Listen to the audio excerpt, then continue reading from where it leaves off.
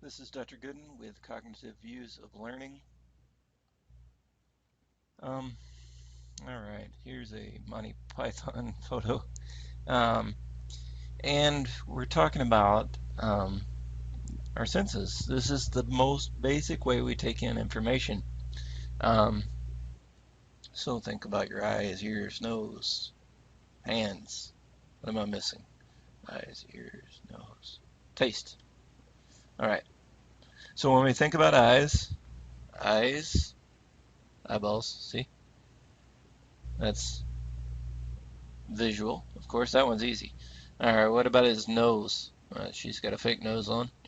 That's olfactory, Olfactory. What about what she can taste? That's gustatory, Gustatory. What about, I don't see anybody's hand really besides his. He's touching something. If he were to touch something and take in information that way, it's tactile. What have I missed? Visual, auditory. All right. I don't really see anybody's ears. Okay. This guy's auditory senses are hurt because he's got a metal chamber around it. Um, so, the cognitive approach towards thinking about learning. Cognitive psychologists view learning as an active mental process of acquiring, remembering, and using knowledge. Now, if you've taken cognitive psychology with me, or somebody else, you're going to know some of this information. And I want you to realize that educational psychology applies a lot of the various ways of looking at psychology, cognitive psychology, for instance. Any that are applicable, it applies them to educational psychology and says, hey, what do you guys have to offer from your point of view? Well, cognitive psychology says there are two types of knowledge, general and domain specific. General is useful in many different areas, um, like bird in the hand is worth two in the bush, or something like that. That's general knowledge saying, the early bird gets the worm. Well, it means just don't procrastinate. That's useful in many different areas. Domain specific is um, righty tighty, lefty loosey, right? That's how to unscrew something, and it's only useful in situations where you have a screw. Okay. Information processing model is one of the most basic, um, produced by Atkinson and Shiffrin. Um, those are two names I just said. Uh, Information processing is the idea that the mind's activity of taking in, all right, getting information in through the eyes, the ears, the nose, the mouth, and the hands and body, skin. Taking it in, smelling it, tasting it, touching it, seeing it, hearing it, storing that information. And then that's our memory, right? And then the ability to somehow retrieve that information and use it again. Okay, sometimes that's a problem. Sometimes information may get lost wherever it's stored. Sometimes we have difficulty using it again because it's lost. Sometimes we get all this old information out and try to put all our information to use in solving a new problem. There are three types of memory according to this information processing model, or CIP model, which stands for Cognitive Information Processing Model, or the Atkinson-Shiffrin model. First, the sensory memory, where we take in the information. Whatever stimuli are pertinent, we pay attention to them. As you're listening to this video, hopefully your phone is turned off and turned over, or something like that. If your kid's running through the room, you are going to be seeing this visual stimuli passing back and forth, waving its arms, throwing food at you probably. And that is going to be a distracting sensory stimuli. Okay? What we want in learning is for you to focus only on the important, the germane, the relevant sensory stimuli, so that you take those in, you pay attention to only those, and those are the ones we want you to focus on. If you're having trouble, that's going to cause cognitive overload. Okay, you only have so much ability to pay attention to certain things, and so as we take it in, as we realize which sounds and sights and smells and tastes and touch things are important, we may focus on them and say, I need to remember that. I bet I need to learn this. I bet I need to focus on this. I want to pay attention to this because it's important somehow. We may not do this, think about it or ask all those questions, but we do it in a split second. Short-term memory, once it gets in there, we may try to remember it. Let me think about those lyrics for a minute I just heard in that song. Man, that's a good song. What did that say? I want to remember that so I can download it. Short-term memory. I'm going to repeat those words. And if I actually, you know what? I don't want to just repeat them and think about them for 30 seconds. I want to remember them for a long time. Long enough to, get home.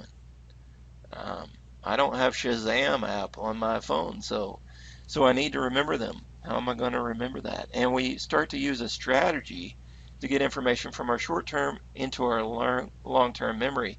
In order to remember it, we elaborate on it, and we're able to use strategies to get information that we've decided it's important, so it's in our short-term memory. We're actively thinking about it, but how can we sort of not think about it for a while and then have it available later? We need some sort of process, some strategy, elaboration to have it be remembered for a long term. Okay, so this is a sort of complex portrayal of the model.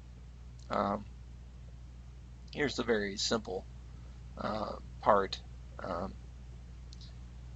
So we actually have it going from here this way. This is sensory memory, short-term memory, long-term memory.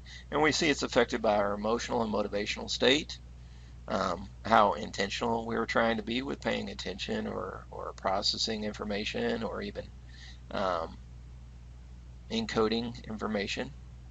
And in doing so, we are receiving information, memorizing it, encoding it in some way, storing it, and then later we're able to retrieve it back from the long-term memory into the working memory and say, I remember Bob. You just mentioned him. Yeah, I remember Bob. He could probably help us get a job at so-and-so place, right? So you use information that you have stored somewhere, you bring it up and you start to think about it and use it and make it work. It's sort of like getting a tool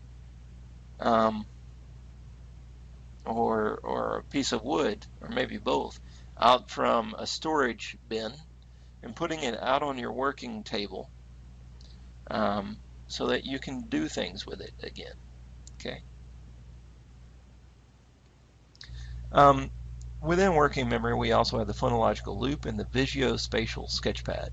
These are places where we keep information activated. The phonological loop is our hearing.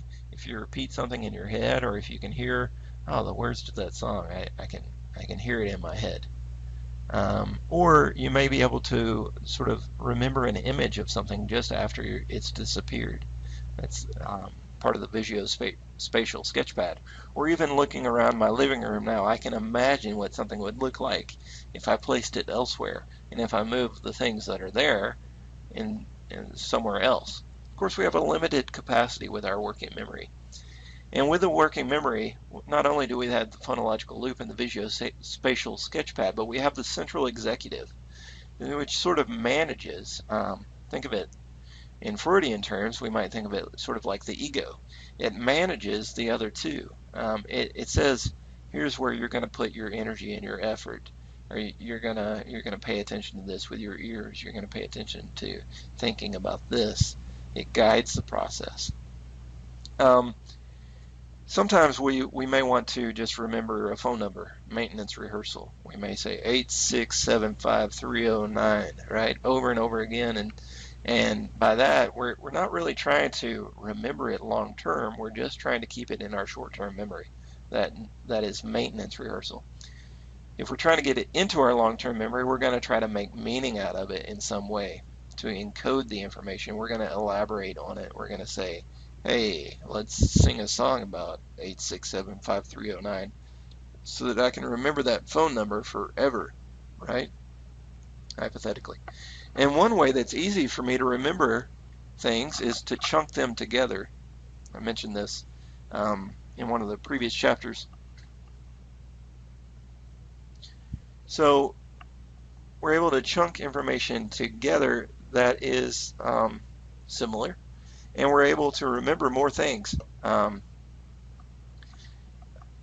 There's been a couple articles that are quite famous. The magic number 5 plus or minus 2. It's now really considered to be the idea that we can remember 7 things plus or minus 2, an average of 7 things all at once.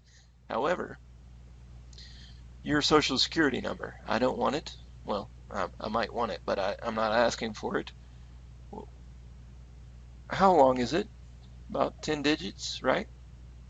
Phone number, 10 digits. There's a reason for that. But there's also something we do where we break it down into about 3 sections, or 3 chunks, if you will.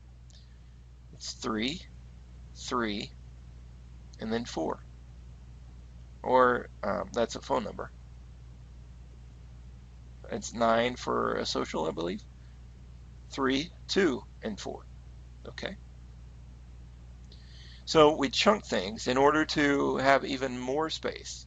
Okay, so the first 3 letters of your phone number, 256, sorry, not letters, numbers of your phone number, 256, they become 1 unit of information.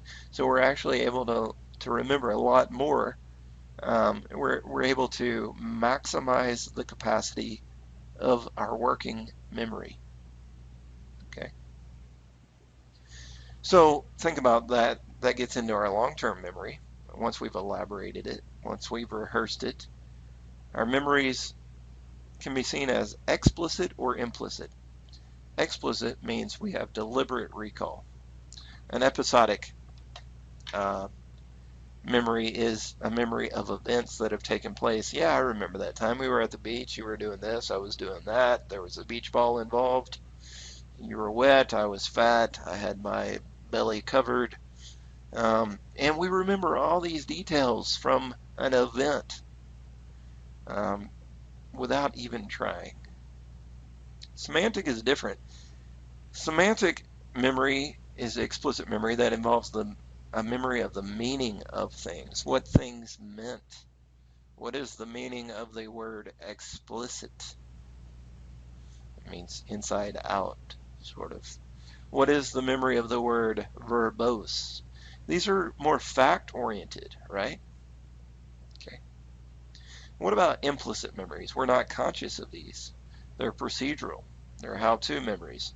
How do you ride your bike? Do you really think about that? Do you say, well, I'm getting in on this bike, let me remember how? Only if you haven't done it in a long, long time. But even then, to some degree, it's become automatic. And once we practice things, especially physical actions, we have some automaticity that takes place. When you were driving somewhere today or yesterday, think about, do you remember the drive? Well, if it was a normal drive from your work to your home or back, then you're unlikely to remember anything unless it's really novel or unique. This is a procedural memory that has taken place so many times that it's become automatic. When I first moved to this area, things were not automatic. I needed to, well, unfortunately GPS kind of hurts this, but I needed to learn. I had to think about every turn and not missing it and where to turn. And now I can go almost, a whole trip from, say, Athens to Huntsville without even remembering any turn of the trip because I don't have to. Okay? That's a procedural knowledge. Just like I can get on a bike, just like I can shoot a basketball. Classical conditioning is also an example of an implicit memory once it's been trained, an automatic response to a stimuli. When we take something from our long-term memory, we are retrieving it. This is retrieval, the process of searching and finding information in our long-term memory. It starts a process called activation. One memory triggers another, and so on. we remember Bob, then Jim Bob, and then we remember his sister Sue, who he hit in the face. Remember that one time he hit her in the face so bad that he broke his hand? I don't know, I'm just making up stories. But we remember details, and they had, oh, their father, and then remember where they lived. And when we're having talks with old friends, it activates new memories, one after another. Or we can reconstruct. We recreate information based on existing knowledge. Okay. Forgetting. Do we really forget, or is it merely a retrieval problem? Well, lots of times it is. It's like having things, you know it's in the attic somewhere, you know it's in the garage somewhere, this thing you've lost and you're trying to find, but it's covered up by so much other stuff, time and dust and cobwebs, that you cannot find it. And then things that interfere. Say I want to remember my very first phone number. Well, that could be a problem. Although it was my very first one, so I'm more likely to remember it based on the serial position effect, or the primacy effect, to be exact. But what about my last address? And I'm having trouble with that a little bit, right? And the further away it gets in time, the longer I've lived where I currently live, the more likely I am to know my address now and not be able to remember my address before. That is called interference. One piece of information blocking the retrieval of another piece of information. Okay, if you're interested in this, I suggest you take cognitive psychology. It's much more in depth about how our brain works, how we remember things, how we process information, and how this can be applied actually to become the best possible learner that you could imagine, based on all the research that we have about how learning takes place.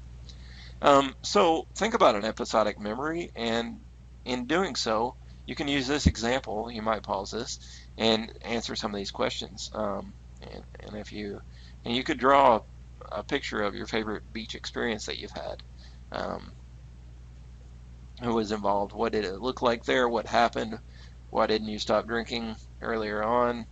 Aren't the yeah, man, they sting you, the jellyfish do. Or if you don't like the beach, you might go camping. Just think about something and realize how much information we